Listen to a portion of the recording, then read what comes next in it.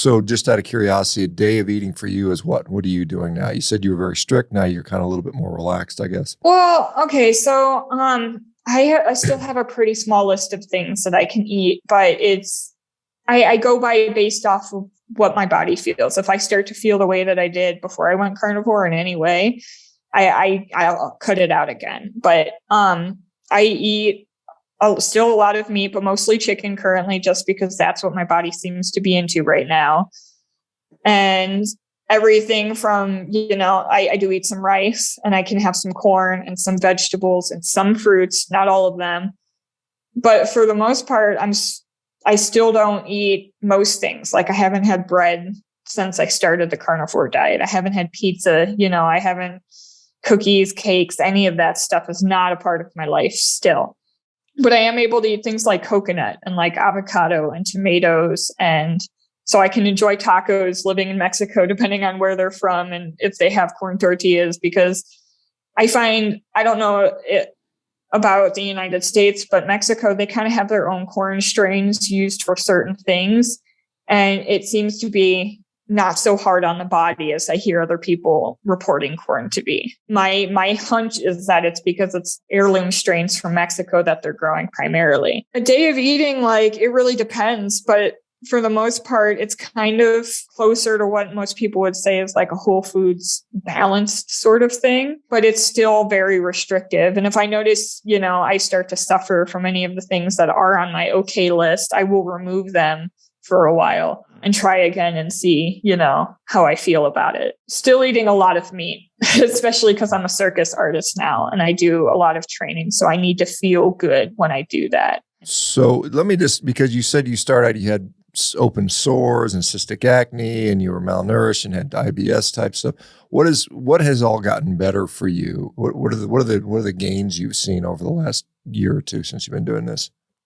The cystic acne is finally gone, and I had it all over my body, and I don't really have it anywhere now. I get a little hormonal acne around my cycle, but that's it. IBS symptoms are gone. I haven't felt nauseous in a long time. I don't really deal with that anymore. I don't have the chronic diarrhea or the chronic constipation. I would yo-yo back and forth between the two. I'd either have diarrhea or I'd have really bad constipation. I don't have the same issues being physically active that I did before. I train 4 days a week in the circus arts doing aerial silks and stuff, which is pretty intense on the body, but I feel very good and I build a lot of muscle and I feel really strong. My depression is, pretty much gone. I still do deal with some anxiety, but I think that's more due to life circumstances and some of my past mistakes I haven't yet been able to fix. My joint pain is gone.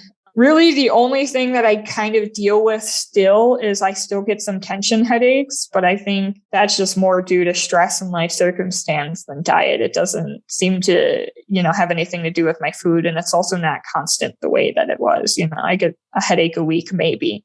And it's all if I rub my neck and my shoulders enough, it can kind of go away. I'd say 98% of the symptoms that were plaguing my life before I also dealt with chronic night sweat. So I would wake up every night just completely drenched. That doesn't really happen anymore. Not unless it's excessively hot where I am, which doesn't really happen that much. But yeah, most of my symptoms are gone. And even in reintroducing vegetables and fruits and a few grains, I'm able to hold the same energy levels and quality of life that I had when I was carnivore, because I have been able to eliminate those trigger foods, which were mostly cruciferous vegetables, wheat, artificial sweeteners, agave, stevia, anything soy, legumes. All of those things are things that I have completely eliminated and have not tried really to reintroduce. And my quality of life is still very good despite all of that. You mentioned, because I thought this was interesting, because a lot of what you did was centered around cannabis usage and production, and that's what you guys are doing, and now you're off of that, or it sounds like you're off all that completely. Is that? Mm-hmm. Did you find that the carnivore diet helped you to be able to come off of that stuff?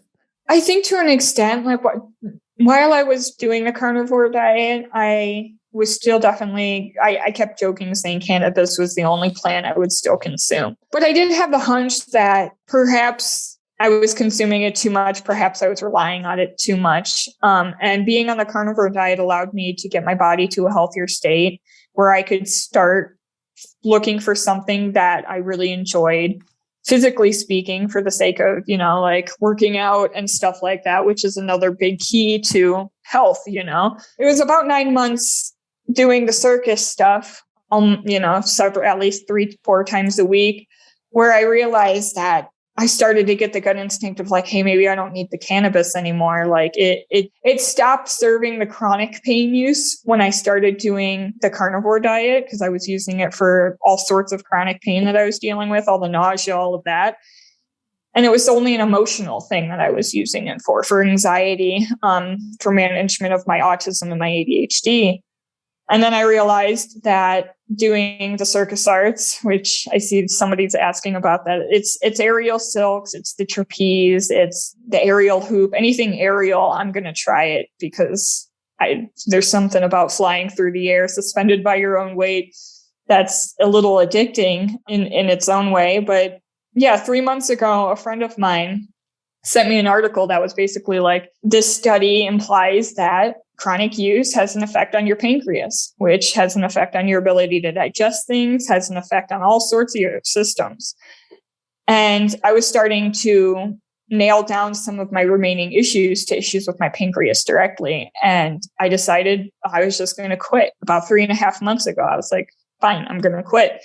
And I found pretty quickly that as long as I keep trigger foods out of my diet and continually do what makes me happy with the circus stuff, I have no craving or need or desire for cannabis, which is a little ironic considering how much of my identity I based around it before. But yeah, it's one of those things where if you can find both a way of eating and a way of exercising your body that you enjoy and that's good for you, you don't necessarily need to rely on the crutch of things like cannabis, or any other substances for that matter. Have you found that either the diet or the removal of cannabis or the combination has helped you cognitively? Has it helped you with your mental sharpness and focus?